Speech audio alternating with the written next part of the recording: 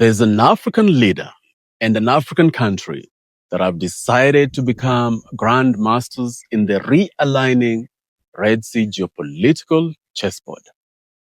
While much of the world has been staring at the missiles, militias, and maritime panic, this leader has been moving pieces across the geopolitical chessboard with almost eerie precision. One call here, one meeting there, one strategic handshake after another. And when you line them all up, you begin to see something bigger than diplomacy. You begin to see a chess match. First came Iran in October 2024 at the BRICS summit in Kazan.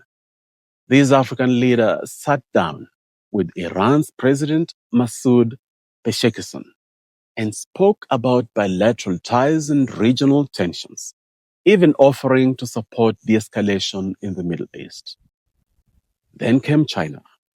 On January 8, 2026, he met China's Foreign Minister Wang Yi in his own capital, opening yet another channel with one of the world's biggest powers.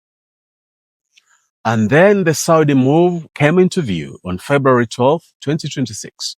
He received Saudi Foreign Minister Prince Faisal bin Farhan Al Saud for talks on bilateral relations, the Horn of Africa, and the Red Sea. And then the board widened. Between March 9 and March 11, diplomats from Israel, Jordan, Kuwait, Saudi Arabia, and the United Arab Emirates, plus Oman, they all engaged his government in his country's capital, discussing economic cooperation, bilateral ties, and regional development. Then Washington called on March 11th. U.S. Secretary of State Marco Rubio spoke with him about regional stability, counterterrorism, economic prosperity, and long-term security in the Horn of Africa. 2 days later, on March 13th, he met the UAE President, Sheikh Mohammed bin Zayed Al Nahyan, and discussed with him trade development and the dangerous Middle East escalation. Then Moscow entered the sequence. On March 16th, Russian President Vladimir Putin held a phone conversation with him on political, economic, humanitarian, and trade cooperation.